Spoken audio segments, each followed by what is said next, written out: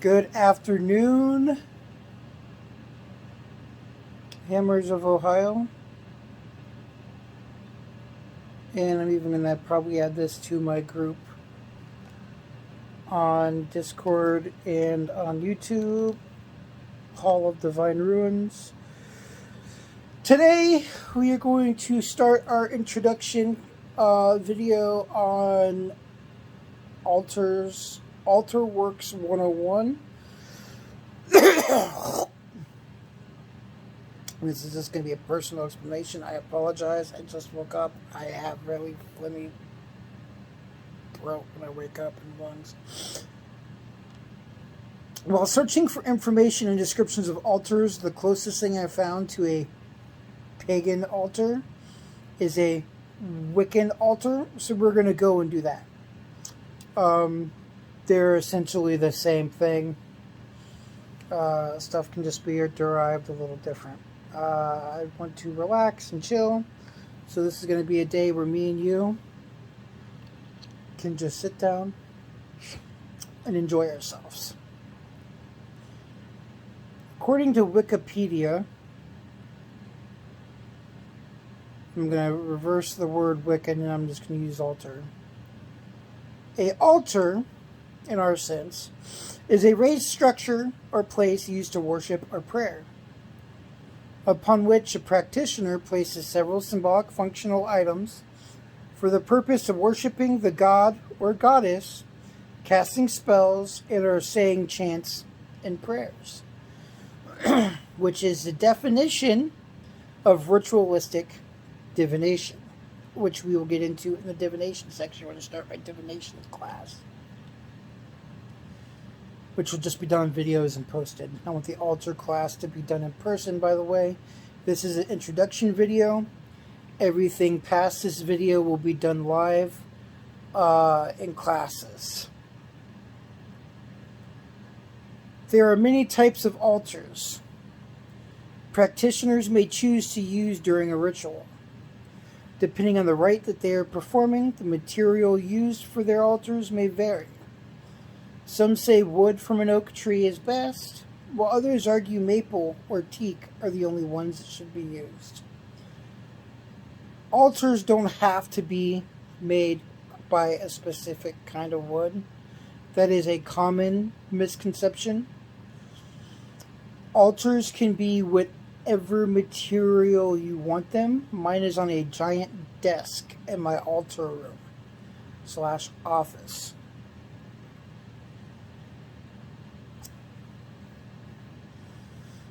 The reason for this is because many different circles or covens only use different types of wood and are believed to carry certain magical qualities. For example, one specific Wiccan tradition, oak symbolizes the great strength and may be used to strengthen the rite they are performing. In another tradition, maple may be seen as the strongest. Whether that be a coffee table, a tree stump, it is up to the practitioner. Going over altar items that are basic for most pagan beliefs, I am a little different, but I do have a lot of these ritual items, even though I no longer practice magic. Magic spelled M-A-G-I-C-K.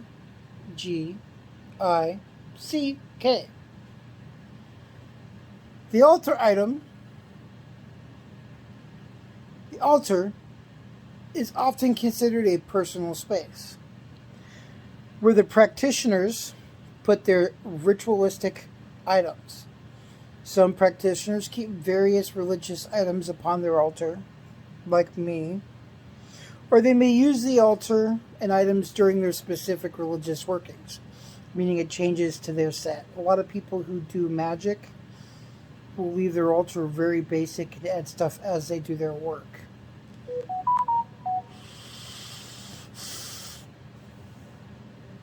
According to Scott Cunningham, a popular author in the Wiccan studies, the left side should be considered the goddess area or feminine side, And the right side should be considered the phallic area or the God side.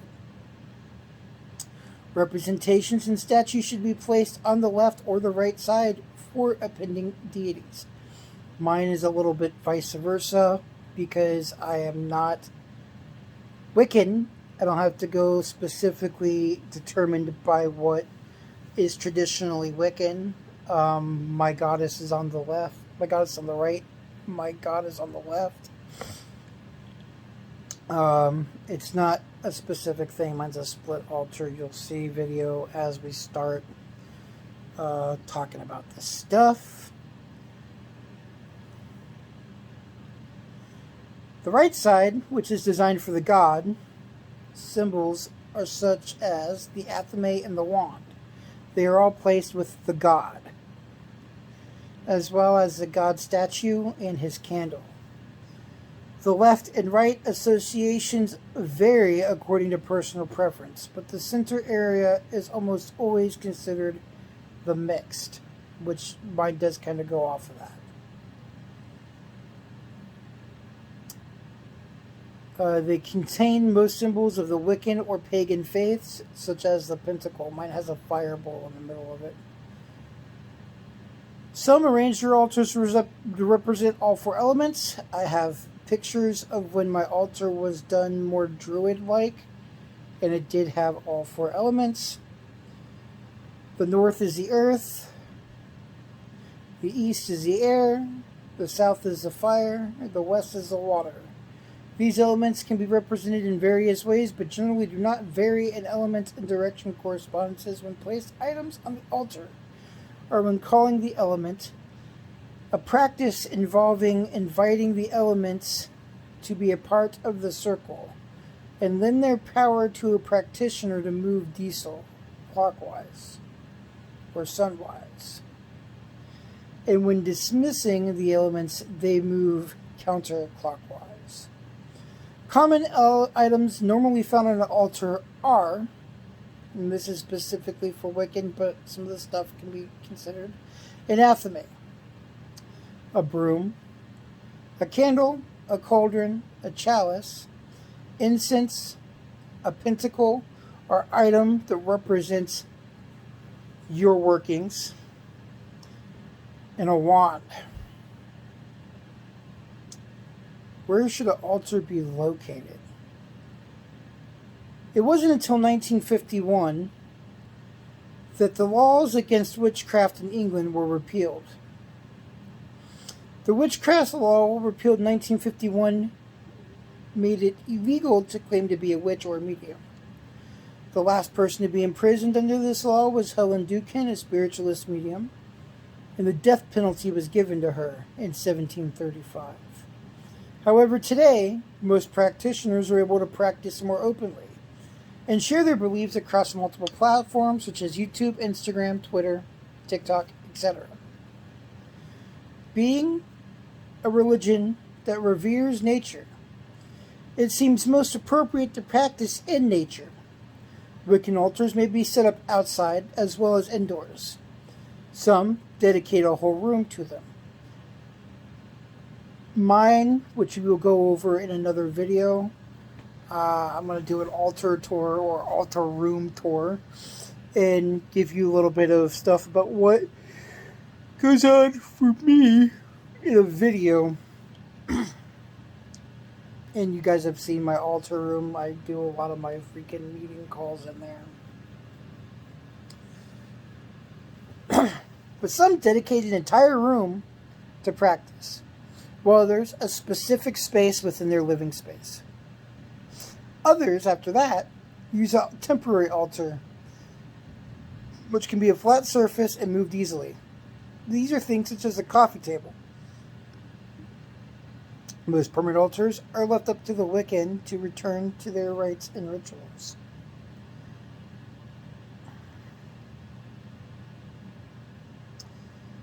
Altar decor we'll get to at a later date.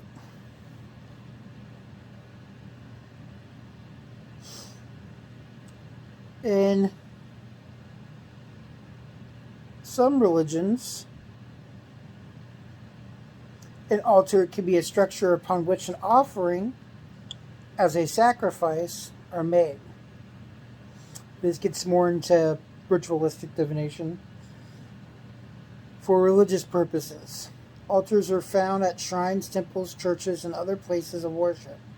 They are used in paganism, Christianity, Buddhism, Hinduism, Judaism, until the destruction of the Second Temple, and modern paganism.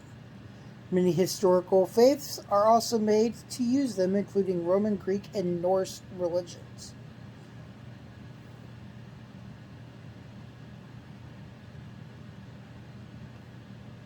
The basic altar, called a horkar, I'm not really good with my pronunciation of these words, was used for sacrifice in North paganism.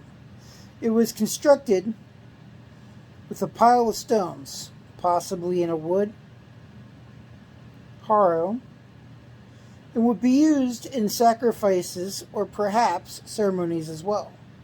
A possible use of these during a sacrifice would be to place upon it a bowl of blood or an animal sacrifice to your deity.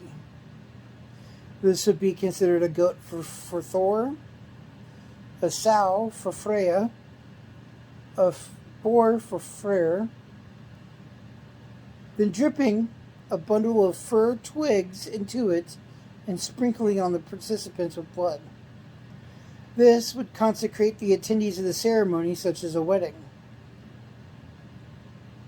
In Nordic modern paganism practices, altars may be set up at a home or in a wooded area to imitate the space of ancient times.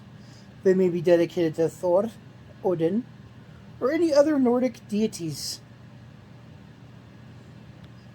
Neo-pagan is a wide variety of ritualistic practices, running the gamut from eclectic to polytheistic reconstructionalism.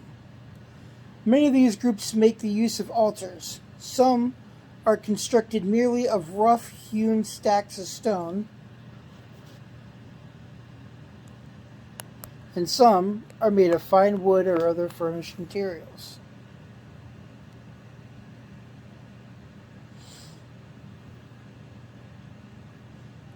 For instance, Neo-Druidism also made the use of altars, often erecting in groves, which I can get into and talk about if you would wish as we go into our normal classes that are going to be our open classes.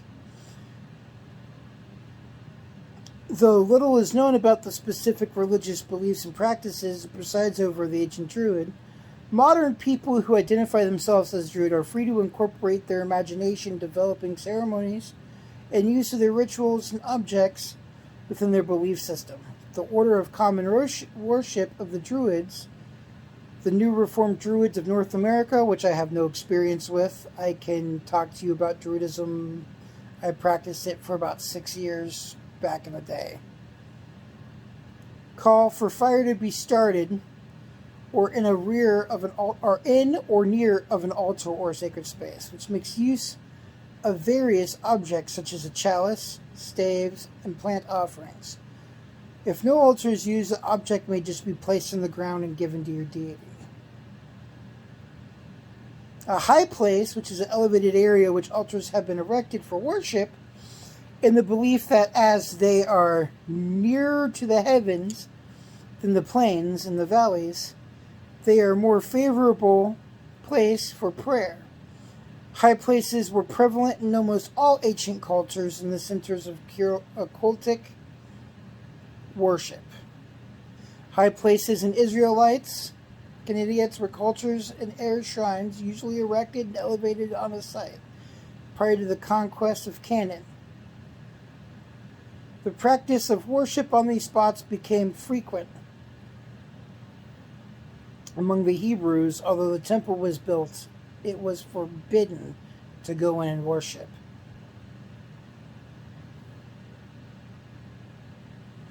We'll get into more talking about this information as our time goes in live videos. Going from what I just talked about, we are going to be talking about multiple different things, including offerings in modern times, what different aspects of altars can be used, what altars can mean to you. This is going to be a very open question and answer kind of class. I will get on, you can ask me some questions, and I will do my best to respond and answer them as I can. Keep in mind I am a ritualistic divinationist, which means I use my altar to connect myself to my deities. This means that my altar is, in fact, my working tool. I don't perform any kind of magic. The closest thing to any kind of divination that I do is I do ruin board casting, which I will do a video on as well and put it in the ruin section, or the divination section. And I do a couple other odds and ends.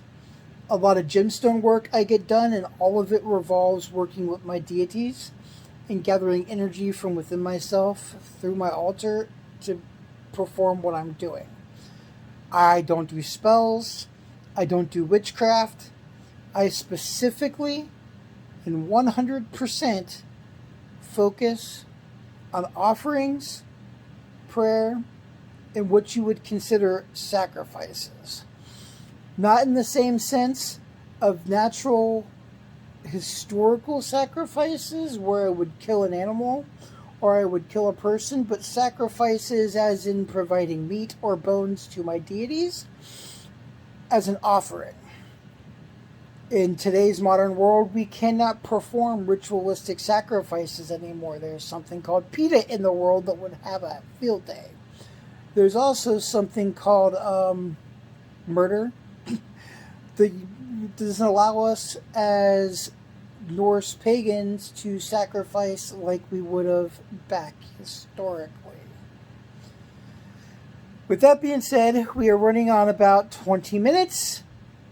I will make a day which I want to consider, let's say Tuesday, will be our altar divination or other class day, depending on what we are going to go. I am going to make a section under information station that'll provide a in-depth class schedule for people who are going to do classes. They will have the ability to post in there and provide classes information.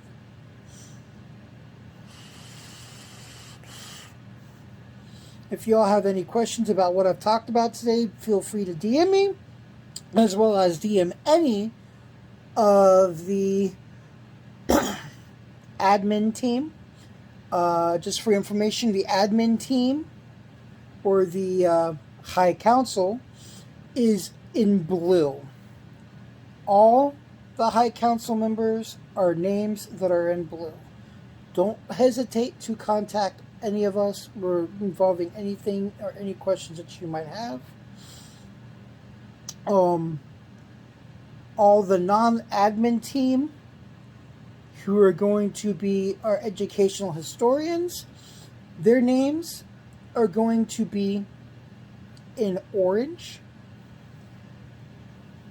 and you can feel free to contact them after the list is posted, which will continuously be updated, on what they do. If you have questions about anything that they pertain to, there will be a list that'll be posted inside of the class schedule and pinned, so it'll be easy for you to find. Until next time, I hope to see you guys around. I will be posting the class schedule within the next day or two, and I will talk to you later.